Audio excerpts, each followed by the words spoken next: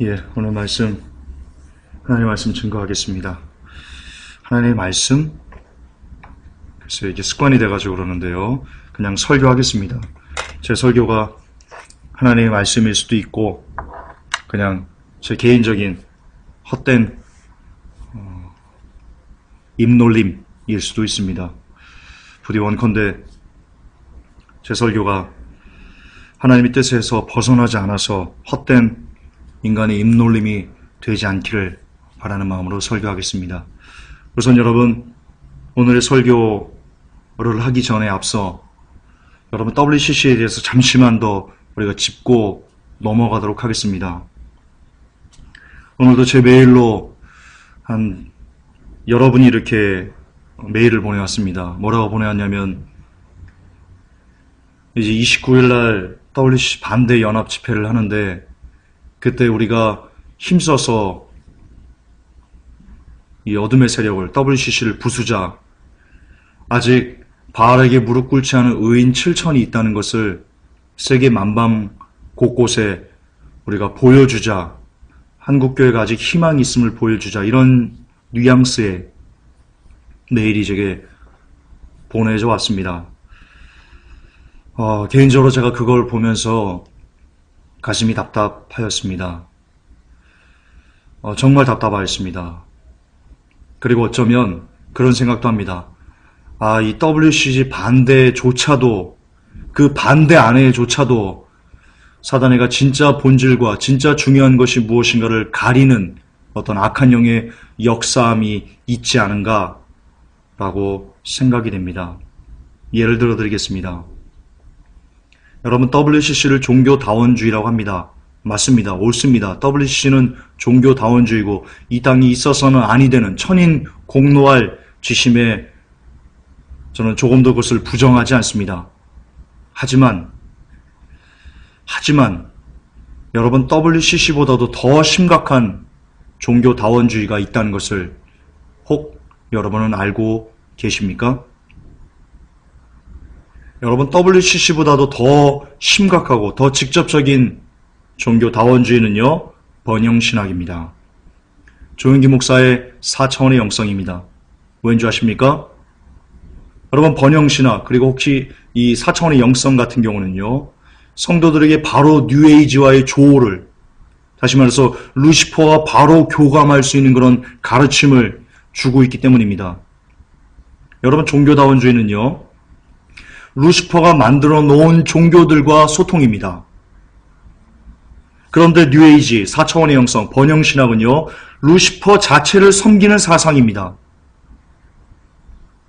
여러분, 경중을 따졌을 때, 종교다원주의라는 경중을 따졌을 때, WCC는 루시퍼가 만들어 놓은 여러 가지 그지 똥싸개 같은 여러 가지 종교들과의 화합이지만요, 그러니까 간접적인 겁니다. 루시퍼가 하나의 어떤 종교를 만들어서 그 종교끼리 섞이는 거니까 어떻게 보면 루시퍼가 직접적으로 관여하는 것보다는 그가 만드는 종교란을 통해서 간접적으로 사람들이 또는 교회가 섞이는 겁니다. 그러나 번영신학 혹은 4차원의 영성 같은 경우는요, 루시퍼 그 자체입니다. 직접적으로 루시퍼가 니들 나를 섬겨, 그럼 내가 복을 줄게 라는 겁니다. 그걸 섬기는 겁니다. 따라서 종교다원주의 경중을 따진다면 솔직히 말해서 WCC보다는 오히려 번영신학, 4차원의 영성 같은 것이 훨씬 더 종교다원주의에 직접적인 영향을 미친다라고 이야기할 수 있을 겁니다. 그런데 말입니다.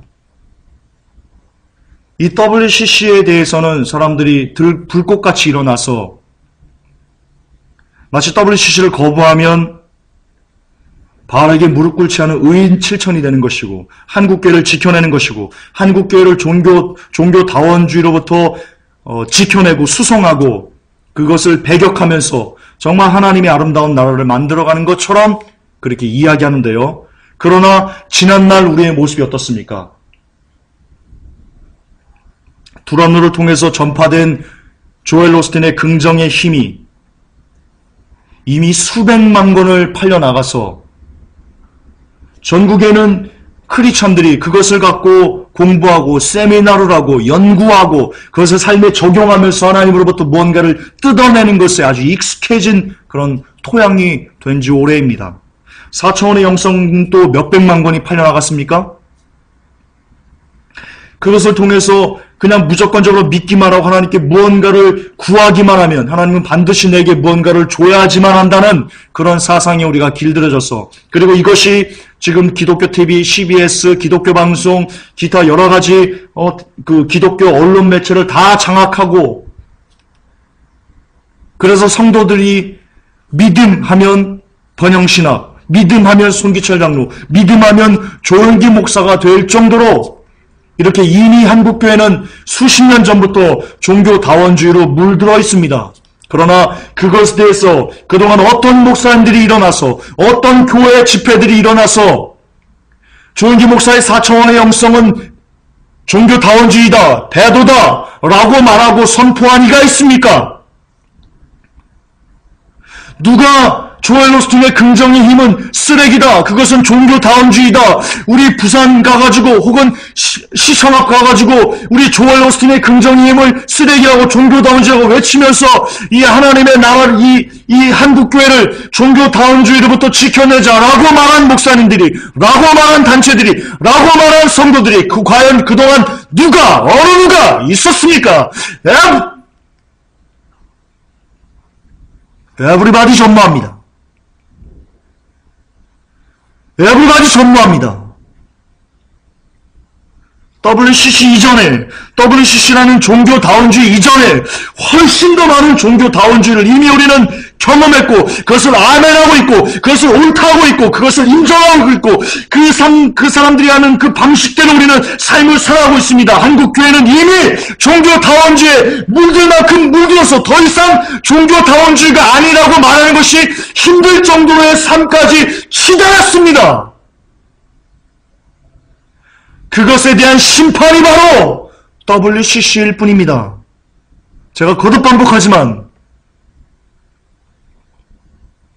여러분, WCC만 거부하면 바알에게 무릎 꿇지 않은 의인 7천이 되는 겁니까? 좀 말 좀 합시다.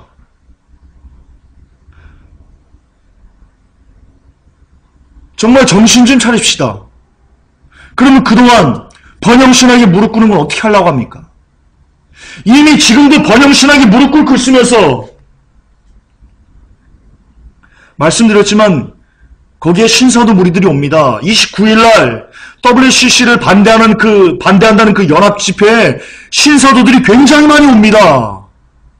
저는 그래서 솔직히 좀 우리 성도님들과 거기를 가는 게 조금 두렵습니다.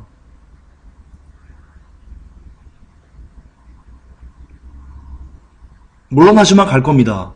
그러나 그 연합 집회에 함께 하지는 않습니다. 회복교회는. 어쨌든 이미 신사도들이 거기에 온다는 것은, 부산 백스코 집회에 온다는 것은 이미 그들은 바알에게 무릎을 꿇고 있는 중입니다. 그런데 바알에게 이미 무릎을 꿇고 있는 상태에서 WC만 배격하면 다시 바알에게 무릎 꿇는 것을 안 하는 겁니까? 이게 무슨 논리입니까? 이미 꿇고 있는데. 정말 속이 답답해가지고 어떻게 할 줄을 모르겠습니다. 정말 WC만 반대하면 모든 사람들이 다 그냥 정의의 사도요, 믿음의 사도요, 하나님을 기쁘게 하는 사람인 것처럼 이렇게 치장되고 포장되는 것들이 저는 역겨워서 미치겠습니다. 역겨워서.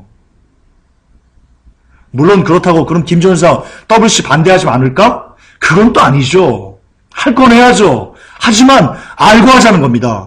우리가 WC를 반대한다고 우리가 의인이 되는 것이 아니라는 것을 알고 배격하자는 겁니다. 또한 WCC만이 아니고 그동안 한국교회가 잘못한 모든 것들을 이게 다 회개하고 다 고쳐나갈 필요가 있다는 것을 주지시키고 싶을 뿐입니다. 오해하지 마십시오. 저는 WC를 반대합니다.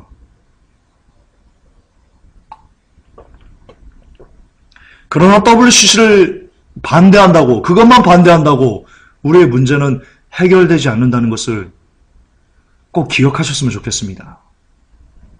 한 가지 예만 들고 오늘의 설교로 제가 다시 리턴하겠습니다. 여러분, 우리가 옷을 입습니다. 위에부터 단추를 끼워야 되는 옷을 입는다고 봅시다.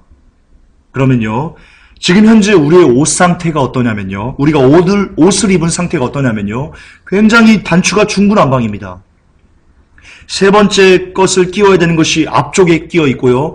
옷이 굉장히 삐뚤삐뚤합니다. 그래서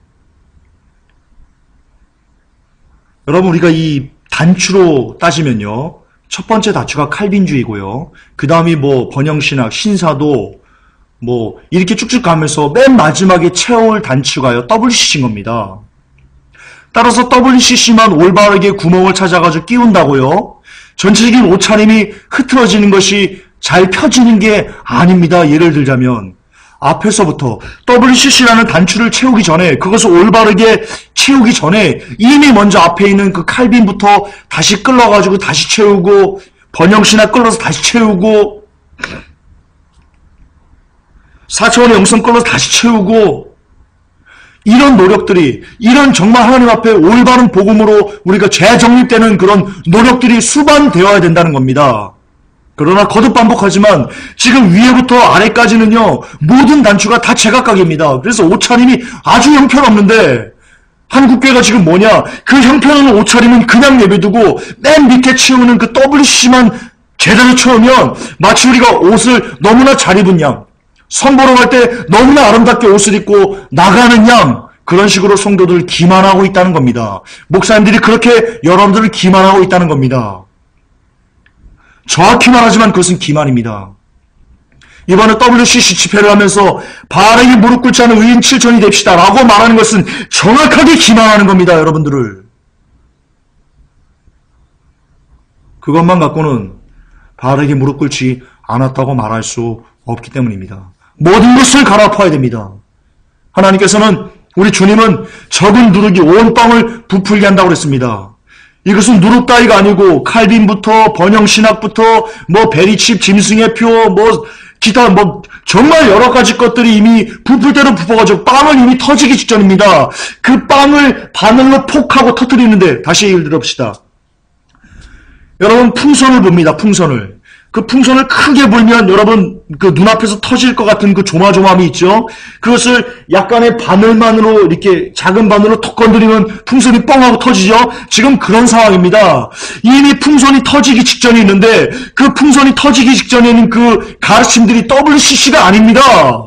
말씀드렸지만 칼빈, 번영신학, 신사도, 4차원의 영성, 이런 온갖 더러운 쓰레기 같은 복음들이 그 풍선을 부풀게 해가지고요, 이미 터지기 일보 직전인 겁니다. 거기에 그 풍선을 터뜨리게 하는 그 기폭제가 뭐냐? 그냥 WCC일 뿐입니다. 따라서 WCC를 거부한다는 것은요, 그 거대한 풍선을 터뜨리지 못하게, 인위적으로 터뜨리지 못하게 막고 있는 것에 지나지 않습니다. 그러나 WCC가 아니라도 계속 그 바람이 불어가면 풍선은 어느 순간에 터질 수밖에 없습니다. 바늘이 아니라도, WCC가 아니어도 말입니다. 아시겠습니까? WCC가 우리에게 어떤 의미인지 아시겠습니까? WCC만 거부하면 한국교회가 그대로 에브리싱 OK가 되는 게 아니라는 것을 이제 좀 아시겠습니까? 아셔야 됩니다. 아셔야 됩니다. 깨어나셔야 됩니다. 더 이상 목사님에게 호구 노릇하면 안 됩니다. 거듭 반복하지만 목사님에게 호구 노릇 좀 하지 마십시오. 호구 노릇 좀. 성도 여러분, 실상 WCC는 아무것도 아닙니다. 그런 차원에서 따지면 물론 2000년대에 했던 어떤 교회 시대, 의례 시대가 끝나는 것에 대한 정점, 활용 정점이라고 하죠. 용을 다 그리고 거기서 눈알을 그려놓는 것을 활용 정점이라고 하는데요. 그 교회 시대의 끝을 마지막 찍는 활용 정점이 WCC인 것은 확실합니다. 그러나 WCC 때문에 교회 시대가 끝나는 게 아닙니다. 이미 교회 시대는 아까도 말씀드렸지만 칼빈, 로마 카톨릭, 신비주의, 샤머니즘, 그리고 번영신학, 4차원의 영성, 신사도, 베리칩, 이런 여러 가지 것들로 이미 교회 시대는 막을 내린 겁니다. 이미. 거기에 교회 시대를 막을 내렸다라고 하나님께서 선언하신 그 선포가, 그 선포를 그냥 WCC를 쓰시는 것 뿐입니다. 따라서 무슨 말이냐? 거듭 반복합니다. 따라서 WCC 하나만 거부한다고 한국교회가 회복되는 거 아니오시다. 절대로 아니오시다. 29일 날 부산 백스코 집회에 가시는 분들이 계실 겁니다. 제발 가거든 이 WC를 박살내서 뭉개버려서 한국교를 새롭게 해야 되겠지, 새롭게 하자라는 생각 따위는, 그런 주제 넘은 그런 되도 않는 생각 따위는요, 제발 하지 말고 가십시오. 여러분, 이 도도한 흐름을요, 교회 시대가 끝나가는 이 도도한 흐름을요, 죄송하지만 인간 나부랭이들이 이제 어떻게 통제할 수 없습니다. 그럴 단계는 애초에 끝났습니다. 애초에. 제발 이 WC가 우리에게 어떤 의미인지, 바른 진리가, 바른 지식이 여러분들에게 있어야 되겠습니다. 야, 서두를 15분이나 썼네요. 죄송합니다. 그러나 괜찮습니다. 오늘 원고가 짧습니다. 원고가 짧으니까 이 얘기한 건 아닌데요. 어쨌든 상황이 그렇게 묘하게 맞물려졌습니다. 자, 오늘 설교하겠습니다. 오늘 설교 제목은요, 하나님 앞에서 겪는 고난의 가치입니다. 하나님 앞에서 겪는 고난의 가치. 시작하겠습니다. 여러분, 하나님께서 우리를 사랑하십니다. 믿으십니까? 정말 우리를 끔찍이 사랑하십니다. 저는 믿습니다. 그리고 이것은 성경에서 말하는 바입니다. 하나님이 세상을 이처럼 사랑하사 독생자를 주셨으니 이는 저를 믿는 자마다 누구든지 멸망하지 않고 영생을 얻게 하려 하심이니라. 요한복음 3장 16절입니다. 하나님이 세상을 이처럼 사랑하셨다. 이처럼이 뭡니까? 예, 십자가입니다. 하나밖에 없는, 정말 성삼위일체 하나님이신 그분이 친히 자신의 몸을 버리시면서 인간을 구원하는 역사, 그 정도로 하나님은 사람들을 사랑하십니다. 그렇게 끔찍이 아끼십니다. 또한 스바냐 3장 17절을 보면요, 너희 하나님 여호와가 너의 가운데 계시니 그는 구원을 베푸실 전능자시라. 그가 너로 인하여 기쁨을 이기지 못하여 하시며 너를 잠잠히 사랑하시며 너로 인하여 즐거이 부르며 기뻐하시리라 하리라. 물론 이스라엘 백성을 얘기하는 겁니다. 그러나 그와 함께 이방인들도 하나님께서 사랑하신다고 약속하셨습니다. 어쨌든 하나님께서 스바냐 3장 17절에서 말하는 이 너로 인하여 기쁨을 이기지 못하며, 여러 가지 의미가 있지만요. 그러나 그럼에도 불구하고 이것이 우리들을 향한 하나님의 사랑 고백이다라고 이야기하는 것을 부인하는 것은 힘이 듭니다.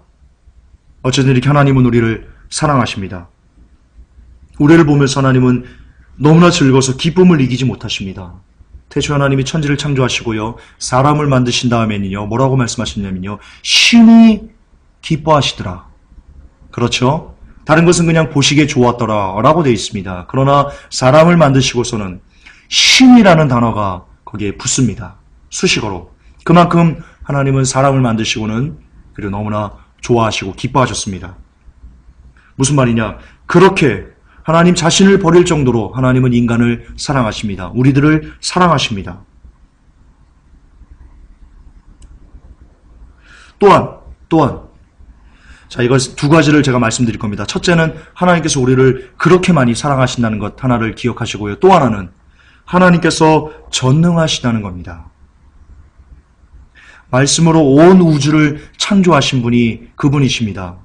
여러분 아시겠지만요, 별과 별이 지금 제 궤도를 가지고 움직이는 것들이, 여러분 그것이 어떤 하나님의 섭리라는 것을 과학자들이 알고는요, 하나님을 믿는 과학자들이 굉장히 많습니다. 예를 들어 드리겠습니다.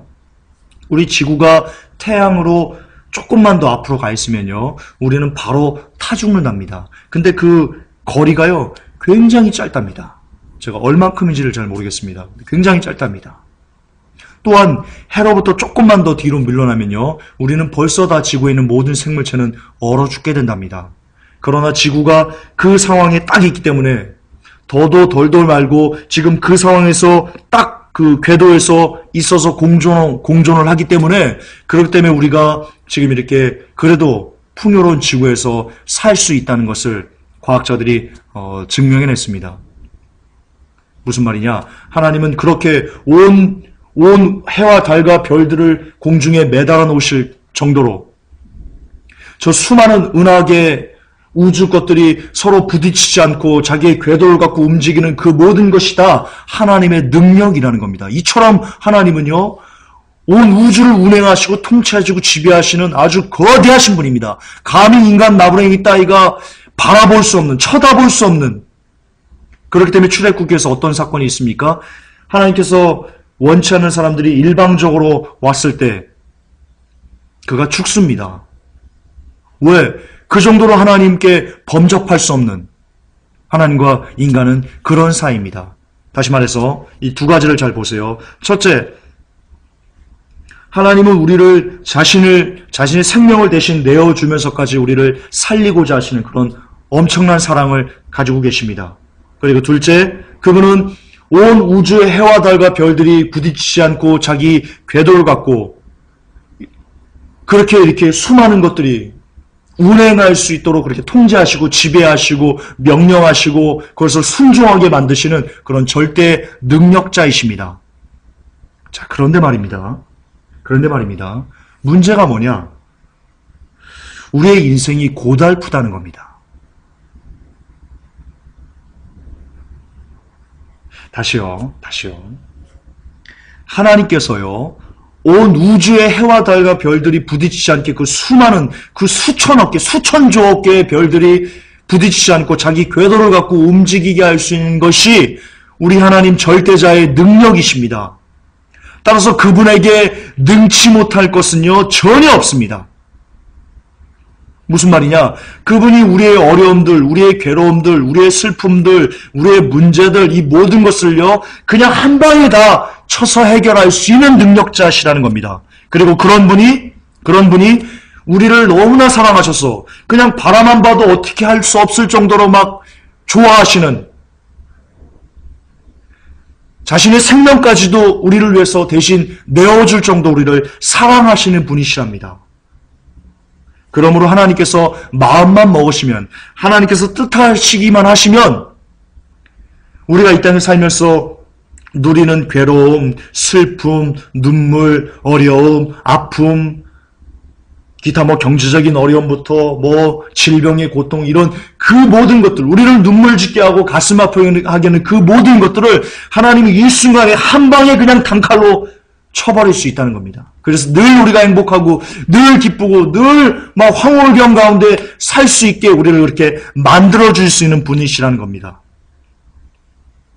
그런데 실상 현실적으로 우리의 삶에 나타나는 모양들은, 행태들은 우리가 아프다는 겁니다. 우리가 눈물 짓는다는 겁니다. 우리가 괴롭다는 겁니다. 우리가 고통스럽다는 겁니다. 왜? 하나님이 전능자시고 하나님이 우리를 그렇게 끔찍이 사랑하시는데 왜 우리의 인생에는 고난이라는 것이 존재하는 겁니까? 왜? Why?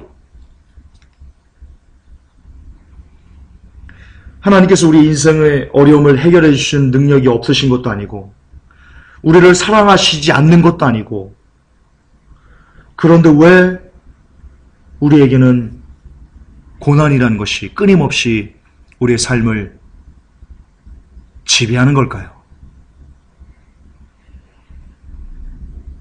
답은 뭘까요? 저는 이렇게 생각합니다. 하나님께서 지금 우리가 당하는 우리가 지금 겪는 이 고난들을 하나님이 허락하시기 때문이다. 하나님이 허용하시기 때문이다. 라는 것이 저의 답입니다. 그리고 그 답은요, 여러분이 좀 받아들이기 힘들지만요, 그것이 하나님께서 우리를 사랑하시는 방법이다 라고 우리가 인정해야 된다는 겁니다. 지금 이 설교를 듣는 여러분들 중에는 제 설교가 역겨운 분도 계실 겁니다. 왜냐? 삶이 너무 힘든데, 너무 고통스러운데, 미쳐버릴, 돌아버릴 것 같은데, 그런데 그것이 하나님께서 우리를 사랑하시는 방법이라고 말하는 제 설교가 그런 상황에 놓여져 있는 분에게는 역겨우게 들릴지 모르겠습니다. 그리고 저를 잡아다 죽이고 싶은 그런 마음이 들런지도 모릅니다. 하지만 하지만 합리적이고 그리고 논리적으로 따져봤을 때 그리고 성경적으로 따져봤을 때 하나님이 우리를 사랑하시고 그분이 절대자신데 그럼에도 불구하고 우리의 어려움을 해결해 줄 수 있는 능력이 없다라고 보는 것은 비이성적입니다. 비성경적입니다. 따라서 하나님은 우리를 사랑하신 하나님은 우리의 어려움과 고난들을 단칼에 해결할 수 있는데 그럼에도 불구하고 우리의 삶에 고난과 어려움과 아픔이 그대로 놓여져 있다는 것은 결론적으로 하나님께서 우리를 사랑하시는데 그 사랑하시는 방법 중에 하나가 바로 우리에게 고난을 역사하시고 고난을 경험하게 하시고 고난을 통과하게 하시고 고난을 허락하시는 것이다 라고 결론 지을 수 있다는 겁니다.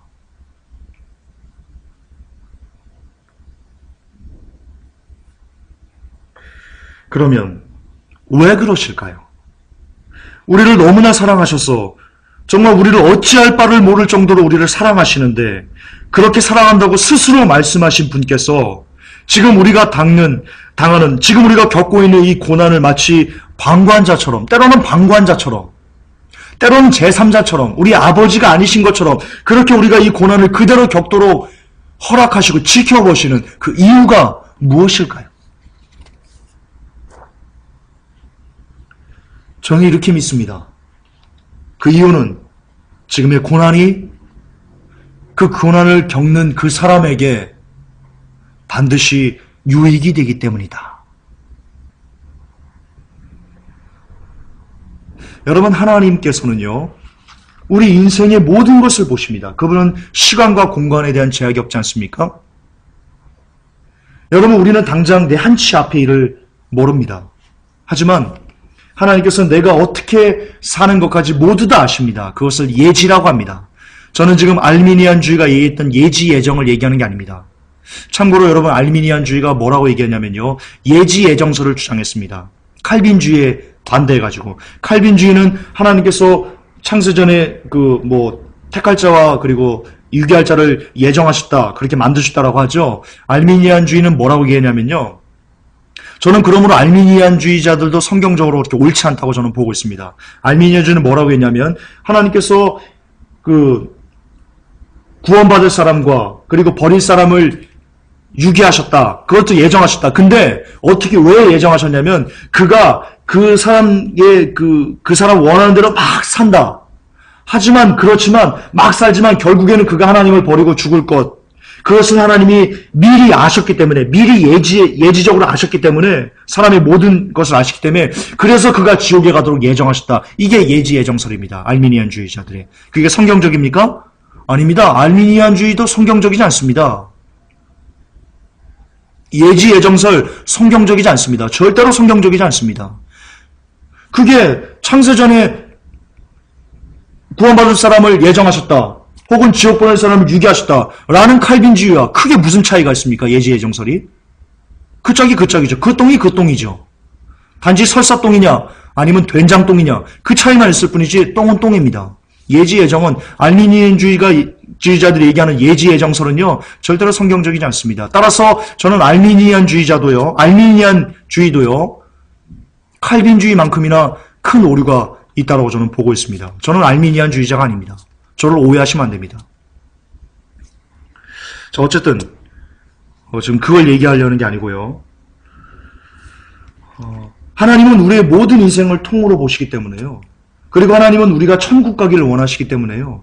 지금 당장 내가 어떤 상황에서 벌어질 때 하나님은 우리를 천국으로 인도하시기 위해서 우리를 채찍질하시고 그리고 우리를 천국으로 갈 수 있는 그 방향을 제시하십니다. 그것을 하나님은 고난이라는 방법을 사용하신다는 겁니다. 왜? 고난이 아니고서는 인간이 하나님의 뜻을 쫓아가려고 하는 그 마음 자체가 없기 때문입니다. 왜? 우리가 그렇게 악합니다. 우리가 그 정도로 악합니다. 하나님께서 그냥 오냐 그래 잘한다 하고 하면요 정말 기고만장해가지고요 하나님의 수염을 뽑으려고 대드는 것이 바로 인간 나부랭입니다. 하나님은 그것을 아십니다. 그리고 여러분도 아실 겁니다.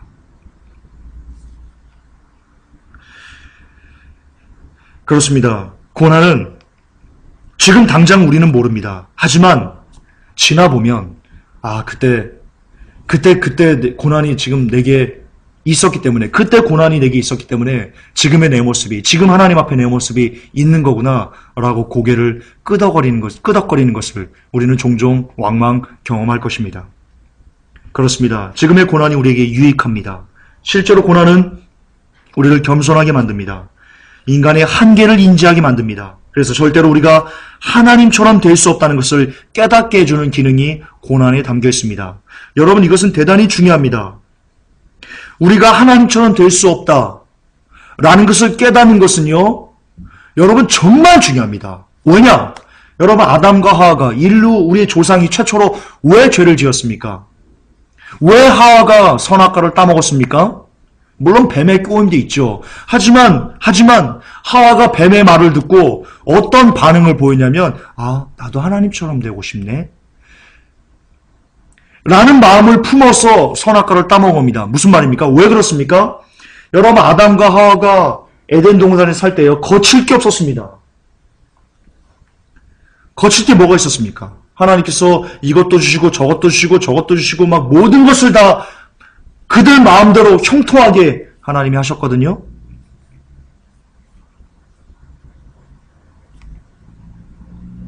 그러나 인간이 얼마나 악하면, 물론 사단의 꼬임이 있었지만, 사단의 꼬임이 없었다면 인간은 죄를 짓지 않았습니다. 그건 성경적입니다. 그럼 어쨌든 사단의 꼬임에 의해 가지고 하와가 넘어왔는데, 하와가 죄를 졌는데, 인간이 죄를 졌는데, 그 죄를 지을 수는 아니지, 모두 사단 때문입니다. 어쨌든 하와가 선악과를 따먹고 죄를 지을 때 하나님처럼 되고 싶어서 죄를 지은 겁니다. 다시 말해서 이제 우리가 다시 하나님께 돌아가기 위해서는, 우리가 다시 하나님의 나라에, 그 천국에 가기 위해서는 반드시 우리의 마음에, 우리의 습성에 하와와 같은 마음이 절대로 있어서는 안 된다는 겁니다. 무슨 마음이요? 우리가 하나님처럼 될 수 있겠지. 나도 하나님처럼 될 수 있을 거야. 라는 마음이 우리에게 단 0.1%도 있으면 안 된다는 겁니다. 그리고 하나님은 그 물을 빼시기 위해서, 우리도 하나님처럼 감히 될 수 있겠지? 라는 그 물을 빼기 위해서 우리에게 고난을 역사하신다는 겁니다. 왜냐? 하나님이요, 너무 우리랑 살고 싶은 겁니다. 천국에서. 정말 우리랑 알콩달콩 그냥 평생을 살고 싶은 겁니다. 그런데 죄는 인간이 하나님처럼 되려는 데서부터 시작되는 겁니다. 거기서부터 출발하고 거기서 끝나는 겁니다. 그렇기 때문에 우리가 인간의 한계를 인지하고, 내가 아무것도 아니구나. 내가 감히 어떻게 하나님처럼 될 수 있어. 라는 것을 전혀 우리가 생각하지 않게 될 때, 그러니까 다시 말해서 우리 인간의 자아의 부족함들을, 연약함들을 너무나 철저하게 인정할 때, 그때 우리에게 천국이 열린다는 겁니다. 그때 하나님은 우리와 같이 살기를 즐거워하신다는 겁니다. 그때 우리는 모든 죄로부터 많이 멀어진다는 겁니다. 하나님이 싫어하시는. 그런데 그것을 무엇이 만들어주냐? 고난이 만들어준다는 겁니다.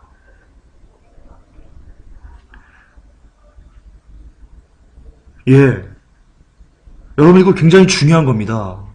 우리가 하나님처럼 될 수 없습니다. 감히 인간 나무래기가 하나님처럼 될 수 없습니다. 그런데 사람들은 말입니다, 자기 마음대로 무언가를 하게 되는 것을 경험하면, 자기 뜻대로 무언가를 잘 이렇게 계속 경험하고 그 경험이 계속 쌓이면 어느 순간에 이렇게 말합니다. 하나님을 믿어? 내가 돈을 믿지. 하나님을 믿어? 내 주먹을 믿지. 이렇게 된다는 겁니다. 따라서 우리는 스스로 우리의 주제를 파악하는 것이 얼마나 중요한지를 여러분 기억하셔야 됩니다. 여러분, 인생은 내 마음대로 되는 것이 없는 겁니다. 그게 인생인 겁니다. 그렇게 인생의 쓴맛을 봐야지, 인생이 뭔지 알아야지, 그래야지, 내가 아무것도 아니었구나. 내까짓 거 아무것도 아니었구나. 그렇게 하나님과의 나의 차이를 인식하게 되는 겁니다.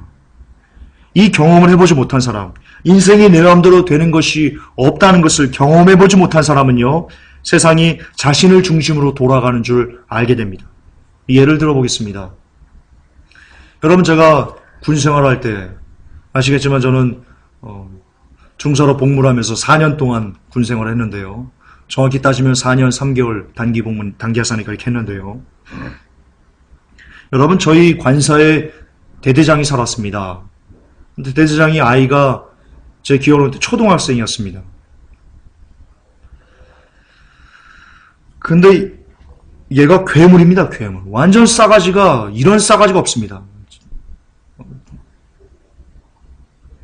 대대장 백을 먹고, 아버지의 백을 믿고는요, 너무나 한심하게 이 꼬맹이가 살더라고요. 마치 병사들이 지 부하인 것처럼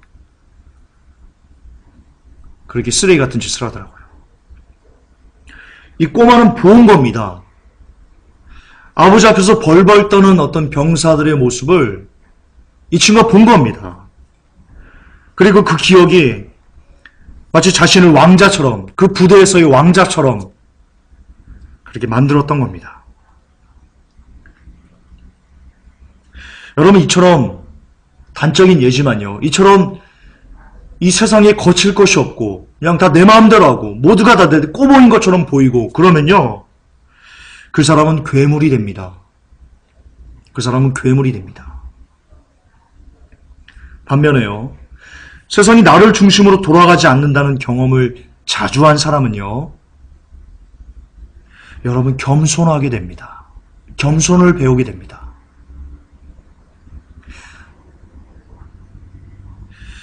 이것을 만들어주는 그 도구가 여러분 바로 고난입니다. 연단입니다. 절망이고요, 슬픔이고요, 고뇌이고요, 눈물입니다. 저는 확신합니다. 정말 저는 확신합니다. 고난이 없이, 이 고난 외에 사람을 겸손하게 낮출 수 있는 도구는 없다라고 저는 단정 지을 수 있다고 저는 확신합니다. 예, 고난이 사람을 낮출 수 있는 도구는 없습니다. 여러분, 우리 차 작가님 아시죠? 차 작가님이 제게 그런 고백을 하시는 것을 종종 듣습니다. 제가 그것을 들으면서 그렇구나, 그러실 수도 있겠구나 라는 것을 생각합니다. 지금 차 작가님의 아버님이 사경을 헤매고 계십니다. 굉장히 안 좋습니다. 그런데 차 작가님이 제게 이런 말씀을 하십니다. 우리 아버지가 너무나 완악해서 속에 간사한 것은 없으신데 너무나 완악하시답니다. 가부장적인 그런 거 있죠. 그래서 하나님께서 저렇게라도 깨서 부숴야지만 우리 아버지가 돌아오시니까 내가 아버지의 영혼 구원을 위해서 기도하는 그것이 지금 이렇게 응답되고 있는 것 같습니다. 라고 제게 말씀을 하십니다. 저는 그것이 옳은 신앙이라고 보고 있습니다. 그분이 평생을 그분의 힘을 믿고 그분의 돈을 믿고 그렇게 완악하게 하나님 무서운 줄 모르고 그동안 삶을 살아오셨습니다. 그러나 이번에 연세가 드신, 그리고 여러 가지 질병으로 인해서 몸이 약해지고 내 마음대로 되는 것이 없구나, 내 힘으로 되는 것이 없구나 라는 것을 경험하였을 때 그분이 깨어나시고 다시 인생을 살게 되실 때 그분의 마음 상태가 어떻게 변할지 저는 그것이 기대가 됩니다. 우리의 기도가 헛되지 않게 그분을 낮춰서 그분을 하나님 백성으로 만들어 주실 거라고 저는 믿습니다. 그리고 그렇게 되어지기를 간절히 소망하며 소망 가운데 기도하고 있습니다. 그처럼 고난은, 어려움은, 슬픔은, 괴로움은, 고통은 그 사람을 내 뜻대로, 내 마음대로 모든 걸 살 수 있어 라고 말하면서 그렇게 하나님 보시기에 심히 아름답지 못한 사람을 꺾어서 하나님께서 원하시는 사람으로, 낮은 사람으로 변화시키는 힘이 고난에는 담겨 있습니다. 그리고 그 힘이 고난 속에 있기 때문에 하나님은 그 고난을 우리에게 허락하시는 겁니다. 그렇습니다. 고난은 하나님 앞에서 나의 주제를 파악할 수 있도록 해주는 내비게이션과 같다라고 저는 말씀드리고 싶습니다. 여러분, 낮추어지지 않은 사람은 절대로 천국에 들어갈 수 없습니다. 거듭 반복하지만 하나님은 더 이상 교만한 사람들을 그분의 왕국에 채우기를 원치 않기 때문입니다. 하와가 교만해졌기 때문에 하나님처럼 될 수 있어라는 그 교만 때문에 그가 하나님의 왕국에서 에덴 동산에서 쫓겨났듯이 우리 역시 낮은 마음을 갖지 못하면 결단코 하나님의 나라에 들어갈 수 없습니다. 그런데 낮은 마음은 제가 거듭 반복, 3번 반복, 4번 반복, 100만 번이라도 제가 반복하고 싶은데요. 낮은 마음은, 우리의 겸손한 마음은 절대로 고난이 아니고서는 얻어낼 수 없습니다. 저는 그렇게 믿습니다. 왜냐? 그 정도로 우리는 부패했기 때문입니다. 고난이 없이 낮은 마음을 품을 수 있는 사람이 있다고요? 그런 사람은 없습니다. 왜냐? 우리는 철저하게 부패하기 때문입니다.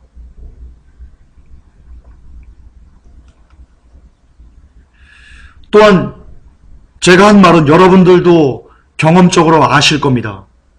어렵지 않으면, 삶이 힘겹지 않으면 우리는 하나님을 기억하지 않습니다. 여러분 인생이 매사에 잘 풀린다면 죄송하지만 여러분들은 언제나 하나님을 기억해서 떠나보낼 겁니다. 저도 그랬고요. 많은 사람들이 그랬고요. 그리고 지금도 많은 사람들이 그리하고 있습니다. 지금까지 여러분들의 삶을 한번 반추해 보십시오. 여러분이 잘 될 때 하나님을 생각했습니까? 아니면 여러분들이 아픔이 있고 고난이 있고 슬픔이 있고 절망이 있고 여러분의 힘으로 어떻게 할 수 없는 그 상황에 하나님을 바라보셨습니까? 둘 중에 뭡니까? 정답은 여러분의 양심이 들려줄 것입니다. 소돔과 고모라를 보십시오. 바벨탑을 쌓은 옛 조상들을 보십시오. 이처럼 인간이 번영하면 하나님을 찾지 않고 죄악을 찾습니다. 성경이 뭐라고 되어 있습니까? 소돔과 고모라를 보니 그곳이 에덴 동산같이 느껴졌더라. 여호와의 동산같이 느껴졌더라. 성경은 이렇게 기록합니다. 소돔과 고모라는요, 엄청나게 번성했던, 인간적으로 그랬던 곳입니다. 그러자 엄청난 죄악이 그들을 휘어 감았습니다. 그렇습니다. 번영은 죄송하지만 하나님께서 우리에게 주시는 복이 아니오시다. 저는 그렇게 믿습니다. 특히 지금 만몬신이 지배한 지금 번영은 우리에게 독사과가 될 수 있음을 기억해야 됩니다. 따라서 번영신학은 우리를 하나님께 가깝게 만들어주는 신학이 아닌 하나님으로부터 멀어지게 만드는 신악이라는 것을, 새로운 악이라는 것을 기억하셨으면 좋겠습니다.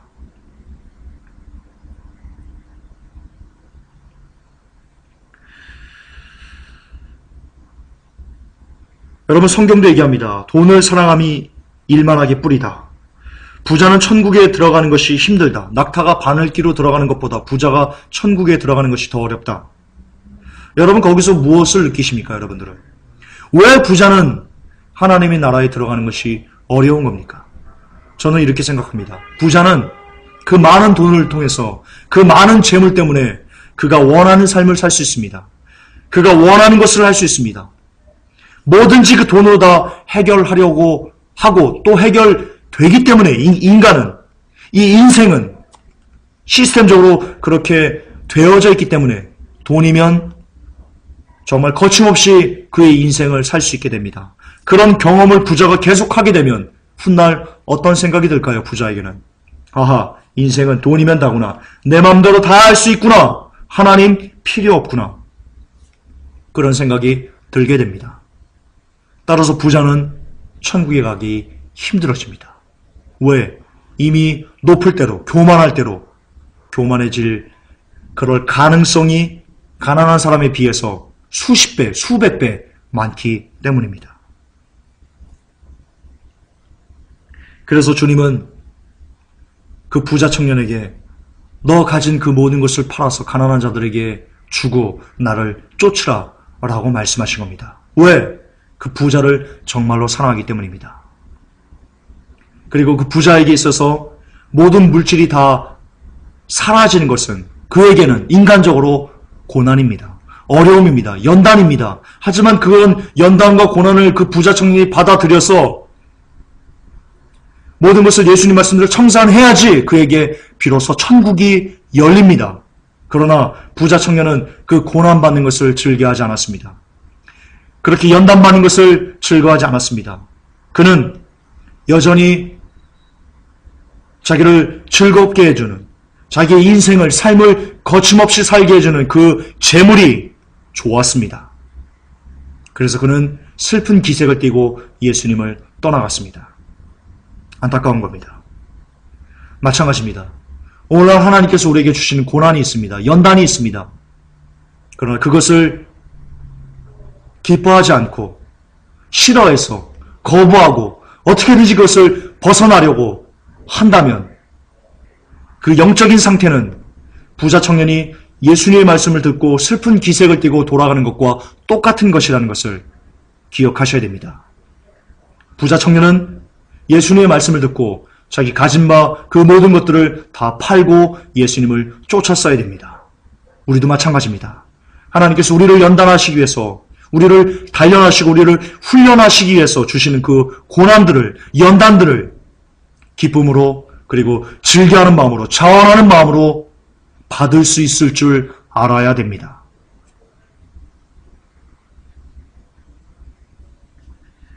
정말입니다. 하나님은 아십니다. 사람이란 고난을 겪지 않으면 늘 제잘난 맛에 사는 존재라는 것을 하나님은 아십니다.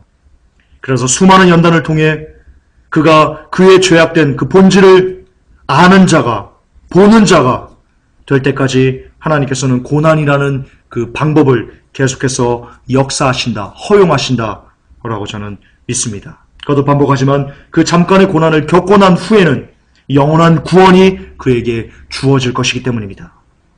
이 땅에서 아무런 고난도 없이 살다 영원한 지옥으로 떨어지는 것보다는 여기서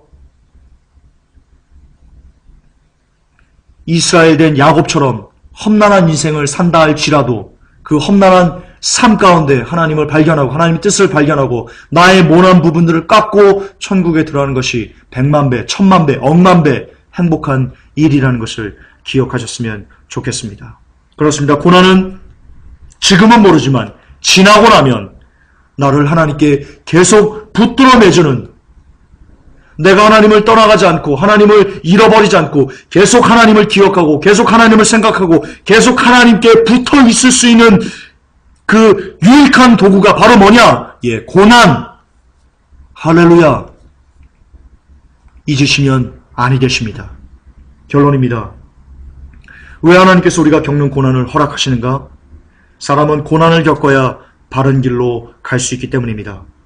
고난이 나의 나됨을 깨닫게 해주고 하나님을 기억하게 해주는 강력한 힘이 되기 때문입니다. 여러분, 미국 뉴스위크지에서 실렸던 기사입니다. 미국에서 폭력 전과가 있는 사람들을 분석했답니다. 그랬더니 그 중에 45%가 넘는 사람들이 어려서부터 부모에게 단 한 번도 꾸지람을 들어본 적이 없이 지 마음대로 살았던 사람들이랍니다. 무엇을 뜻합니까? 적절한 회초리가 없으면, 고난이 없으면, 근실한 징계가 없으면 사람들은 방자해지고 방탕해지고 그리고 다른 사람들을 함부로 때리는 폭력범이 될 수 있다는 것입니다. 혹시 큰 고통 속에 지금 거하고 계십니까? 하나님께서 그것을 성도님에게 허락하신 이유가 반드시 있을 것입니다. 찾아보십시오. 묵묵히 묵상하며 하나님의 뜻을 구해보십시오. 하나님은 여러분을 사랑하십니다.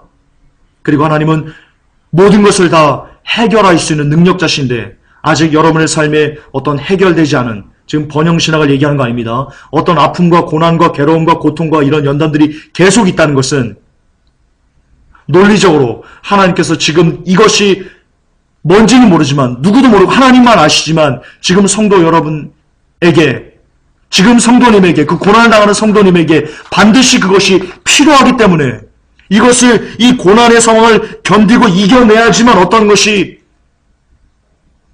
정말 어떤 것이 주어지기 때문에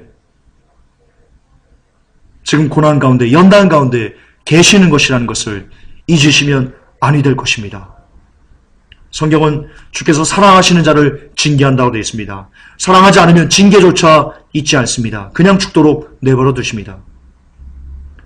주께 징계받는 것, 그분으로부터 고난을 허락받는 것, 이것이 얼마나 우리에게 행복한 일인가는 우리가 죽어보면 알게 될 것입니다. 그렇습니다. 회복교회 성도 여러분, 그리고 이 메시지를 듣고 있는 모든 하나님의 백성 여러분들, 고난 가운데 계십니까?